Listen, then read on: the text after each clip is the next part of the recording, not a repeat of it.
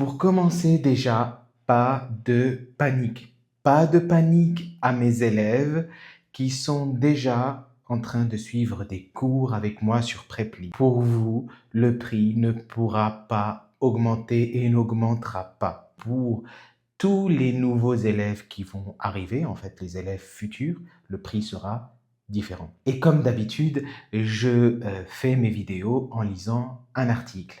L'article d'aujourd'hui, c'est pourquoi les tuteurs de langue les moins chers ne sont pas toujours les plus efficaces. Finalement, cette vidéo s'adresse aux professeurs, aux tuteurs, aux coachs de langue, mais aussi et surtout aux élèves. On commence? C'est parti.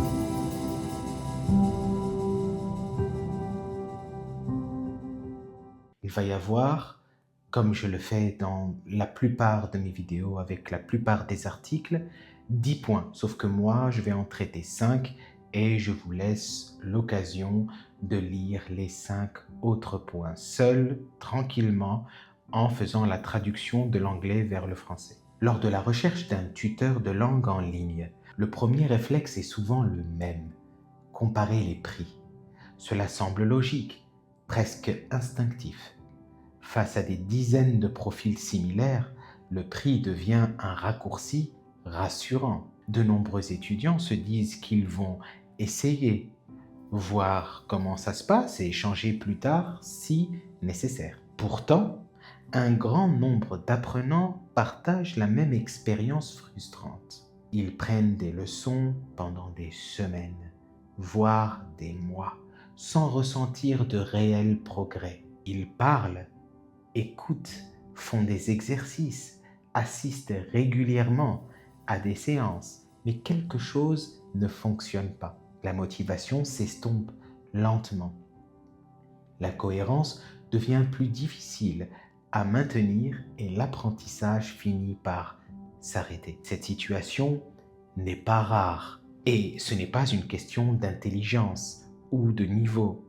C'est souvent le résultat de mécanismes invisibles dont les étudiants ne sont pas conscients au premier coup d'œil. Le prix d'un tuteur n'est pas seulement un chiffre, cela peut être le symptôme d'une réalité plus large qui affecte directement la qualité de l'expérience d'apprentissage. Le but donc de cet article aujourd'hui n'est pas de juger les tuteurs ou de blâmer les étudiants. Il s'agit d'expliquer ce qui se passe réellement derrière l'écran, afin que les apprenants puissent faire des choix plus éclairés, efficaces et plus calmes. Il s'agit bien évidemment de tout ce qui est cours en ligne, donc professeur, tuteur, coach en ligne. Premièrement, les tuteurs très bon marché enseignent souvent à trop d'étudiants. C'est le premier point. Lorsqu'un tuteur fixe des prix très bas, moi j'ai commencé comme ça, on a tous commencé comme ça. Il doit généralement compenser avec le volume. Cela signifie enseigner plusieurs heures d'affilée, souvent sans vraie pause, parfois sur de très longues journées. En apparence, cela semble bien. L'élève a toujours sa leçon. Cependant, cette surcharge a des conséquences. L'écoute devient plus mécanique. L'attention s'affaiblit.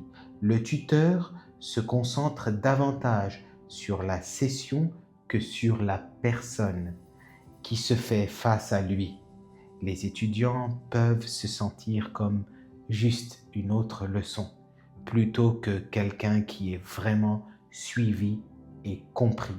C'est important, c'est un point très important. J'espère que vous avez compris et si vous ressentez cela ou que vous avez peut-être ressenti cela, n'hésitez pas à me le mettre en commentaire, que ce soit avec moi ou avec un autre tuteur. Deuxièmement, la fatigue invisible modifie la qualité de la relation.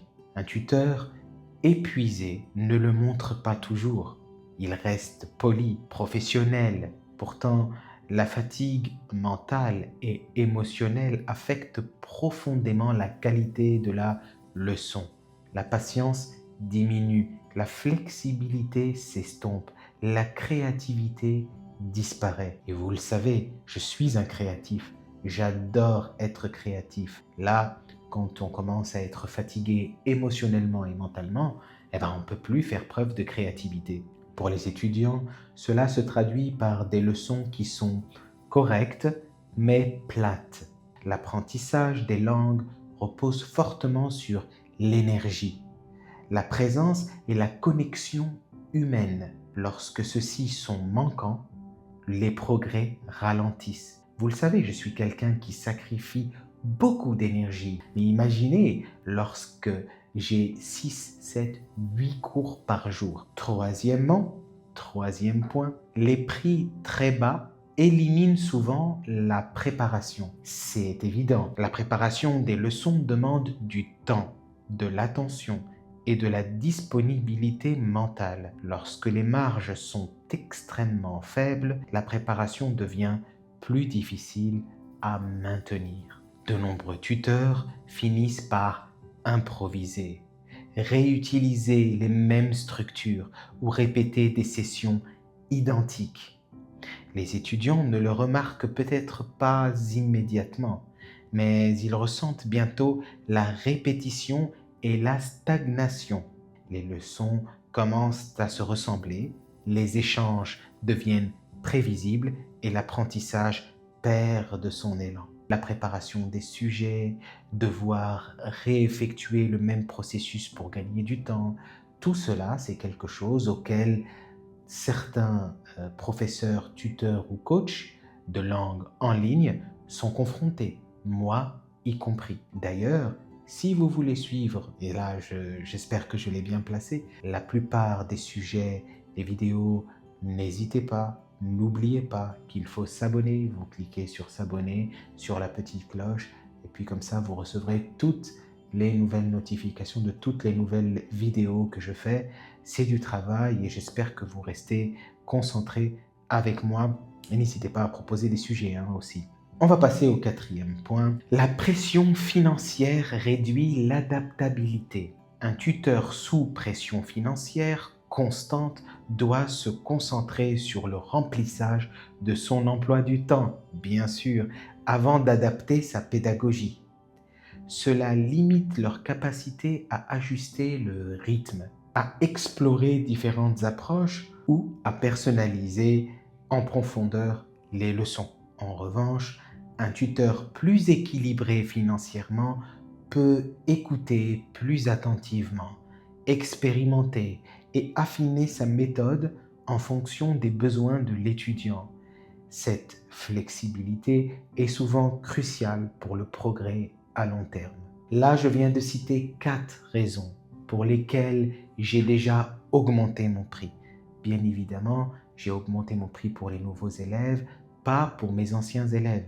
Ils restent au même prix. Par contre, j'invite tous mes anciens élèves à faire un don pour ce qu'ils estiment que je mérite. À ce moment-là, ils vont sur Tipeee, T-I-P-E-E-E, et ils font un don. Cinquièmement, le prix agit également comme un filtre pour les deux parties, pas seulement pour le professeur ou pour l'élève. Le prix est souvent considéré comme une barrière, mais il fonctionne aussi comme un filtre. Les prix très bas attirent un public très large, parfois moins engagé et moins cohérent. Cela crée des relations fragiles qui se terminent rapidement ou restent superficielles, si ce n'est pas pire. Des prix légèrement plus élevés ont tendance à attirer des étudiants plus motivés, plus réguliers et plus investis. Cet alignement entre le tuteur et l'étudiant crée des relations de travail plus stables et plus productives. Mais attention, c'est une généralité, ce n'est pas forcément vrai. J'ai des élèves à prix très bas qui sont aussi très agréables, que j'aime énormément. Je vous laisse la possibilité de lire les 5 autres points. Vous avez le lien de l'article dans le descriptif de la vidéo. Vous avez également le lien de Tipeee pour me faire un don. Et vous avez le lien de Calendly. Chaque semaine, j'augmente de $1 le prix pour tous les nouveaux élèves. Donc, faites vite. Si vous voulez vous exprimer sur le sujet, évidemment, pas besoin de vous le préciser. Ça se passe dans l'espace commentaire. Ciao les gars!